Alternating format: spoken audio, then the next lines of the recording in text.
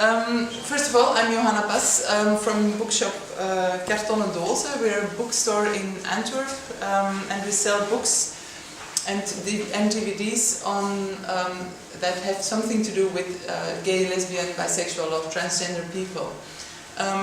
We exist since 1996. We started out in the Middle Ages before the internet, and we were something like a haven of information for LGBTs avant la lettre, because we weren't even called that way. We were a gay bookshop or a homo bookhandel. A lot of things have changed since then. I've been working there since 2000. First we had another name. My predecessor, Bart de Smet, he started the bookshop in 1996. And we were called het verschil, the difference, la différence. After working there for 16 years, my predecessor wanted to stop, and I took over the shop, changed it, changed the name, went to another address, but basically we have the same kind of things that we sell. I wanted to talk today about our bookshop because it's publicity for our bookshop, but it's also really a passion for me, because otherwise I wouldn't be doing it. It's not something that I can make a good living on, but it's a passion, and I've been doing it for many years, and I can't imagine doing anything else, because for me it's a combination of all the things that are important to me: books, selling stories to people, and serving the LGBT community that has done so much for me, or for my development, for my feeling good in this world. What do we have to offer? I want to say several things today, and I'll try to keep it brief, because I admire your time and for listening for so many hours to people. I've heard so many interesting stories. And that's what I wanted to talk about, the importance of different kinds of stories, and that we keep telling them to people, that we're not one single thing, that we can't be pinned down to one thing. Some of the things that I hear people say who are coming out is the fact that they knew somebody who was gay. They couldn't identify with that person because that person was so different from them that they thought, I can't be gay because gay is that. And mostly they talk about more flamboyant kind of people, which for me were a very nice example to identify with. But for a lot of people that's difficult, and they think, oh, if that's gay, I'm not. And that's why it's so important to tell a lot of different stories about what it is to be gay or any other minority in this country. Another thing that the recurring thing that happens when Gay Pride is coming is the discussion whether it's good to have a gay pride because all those people are so extreme, and the media only show what's extreme. And it's easy to say then, yeah, well, that's who we are also, that's also who we are, and it's a party. Straight people don't mind if there is a carnival, and people are flamboyant, have sex in the streets, and drink too much, and are generally different from their daily lives. So why can't gay people have their party and be flamboyant and have fun? But still, it's a different thing. The argument never works somehow. I don't know why, but it never works. Why is it threatening for gay people to be flamboyant and not for straight people when they go to a carnival? And that is because we are a minority. We will always be a minority. We will have to deal with that always. And we are not. The representation of our group is limited, and what I said earlier about people who can't identify as gay because they can't recognize themselves, that's what's happening. We want the group to show all kinds of gays, And I think the Pride is a perfect place for that, because you have flamboyant, but you also have people who look very mainstream or are not recognizable as gays. Only you have to go there and not say, I'm not going because it's all extreme. Then go and show yourself and show your story. Or in my case, identify as with a gay group. If you show people or a group as one thing, as only one thing over and over again, that is what they become. And I think that makes it so hard if you say the art. Yeah, well, that's what makes it so hard to be a minority. Other people often tell stories about it, and she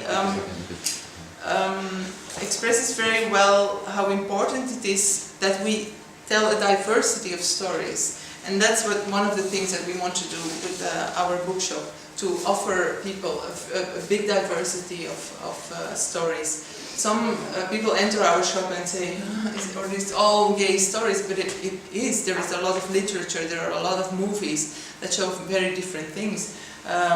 Gay serial killers, but also gay romance and things like Love, Simon. It's a second reason why it's so important for me to have our bookshop is that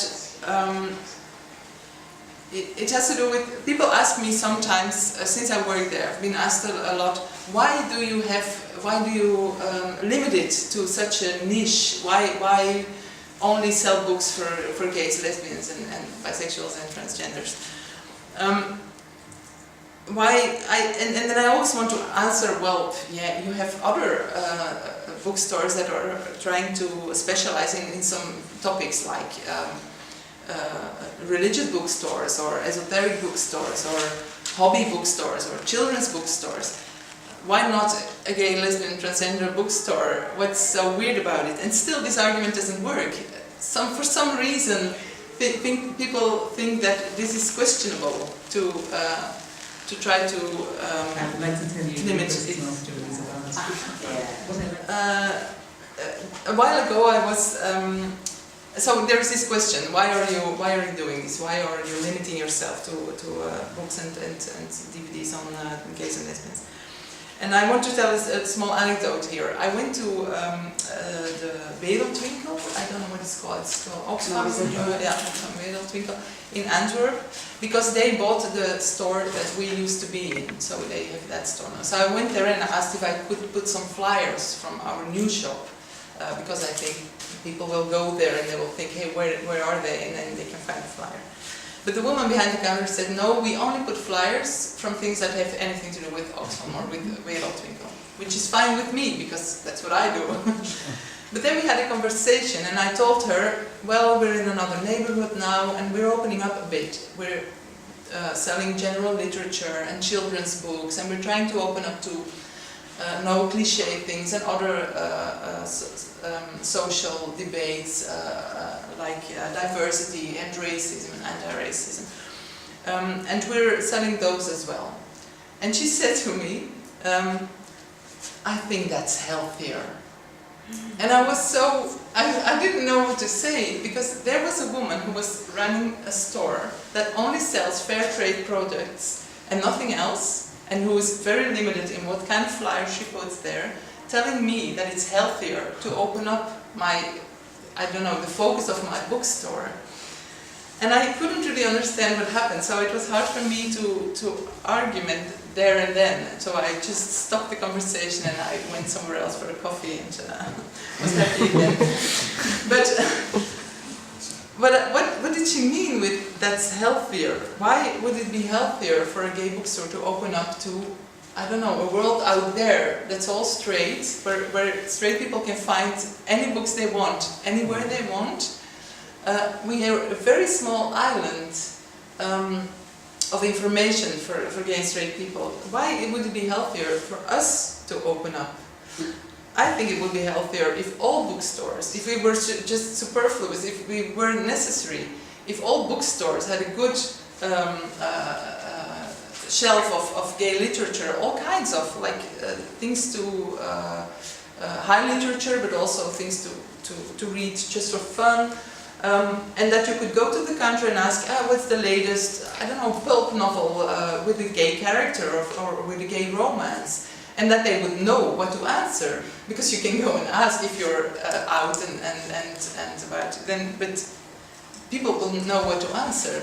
Same for libraries. I worked in a library and people always argument that, yeah, but you can ask for a gay, you don't have to put sticker on it. Yeah, you can ask, but nobody knows the answer. So, what's healthier? That for us to open up as a minority, or what I hear in other stories, why do we have to do all the work? Why do we have to do all the work? And I want to do all this work for the community, for the people that I know need it. But why would I have to do the work for straight people who can feel comfortable in so many places? Why do I have to do their work? Like, I don't know what another speaker said, why do black people have to do the work for white people? That white people have to do their own work and have to talk amongst themselves about what they have to do to make this world a better place. So the same for me. I think, yeah, I can't. So I don't know what's. I wanted to say to the woman, why have a fair trade store? All trade should be fair. So why limit yourself to all the, why not open up to all those people who want to just be commercial and capitalistic and yeah, whatever. So, but I didn't say that, of course, because I'm a polite person and I know this stops the conversation and it's no use. But actually that's what I think, or what I would want to say. A third thing why we exist, I think, is, and it has to do with the limit, why call ourselves an LGBT bookstore, not just a bookstore, specialized, whatever. I think it's important to label ourselves, like it's important to label ourselves as persons, it's important to label the store. Some people say it's not necessary to be so, to talk about it so much. Why not just be it, I'm straight and I'm not telling everybody I'm straight. No, because everybody thinks you're straight in the first place. If you're a minority, you have to say what you are, and that's the way it is. And you can choose where it's important to do that, and you can choose to be silent sometimes. And I think as a bookstore, if we want to create a place where people can come and just be open about who they are. I think the difficulty is, and that there is a contrast between what we have to do for society and what we have to do for ourselves. At least for me, that's the case, because I'm 48 now. I'm recovering from cancer. I have different issues in my life now than being a lesbian or being bisexual or whatever, or being politically active. I have another fight to battle, but still there are these two things. For society, what we have to do is call ourselves a certain name, because otherwise society will call us names, and they won't choose decent names for us. If they want to, they will call us nasty names. If we don't call ourselves, if we don't choose our labels, other people will choose them for us. And I think that's why it's important to call myself gay, even if that's not the main issue or the main topic of my life right now. And that's why I think it's important to have the bookstore. On the other hand, what I have to do for myself personally, or what everybody has to do for themselves personally, is find out how many people you can be, and that you're not only just that, you're not only just gay, you're not only just... There are many things that will happen to you in your life and that you will have to deal with, and that will change your focus.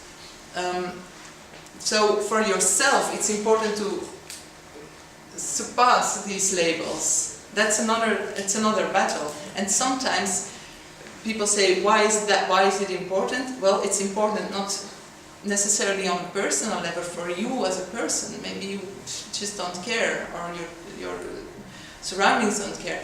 But society as a whole needs for minority people like LGBTs to speak out in order to make them visible. Because either we disappear, we're invisible, and young people who grow up like cuckoos cuckoo's bird. Like, how do you call it? Cuckoo's nest. Like, they grow up in surroundings that don't reflect them. They often grow up in straight families, and they don't know where to go, and they need to find other families, other groups, other clans where they can be themselves. And that's why we have to say who we are loud and clear. So that's why we exist as a bookstore, to sell stories and to label ourselves and to show that we are this little island of gay knowledge, culture, whatever, in a very small store for people to come to and to be themselves.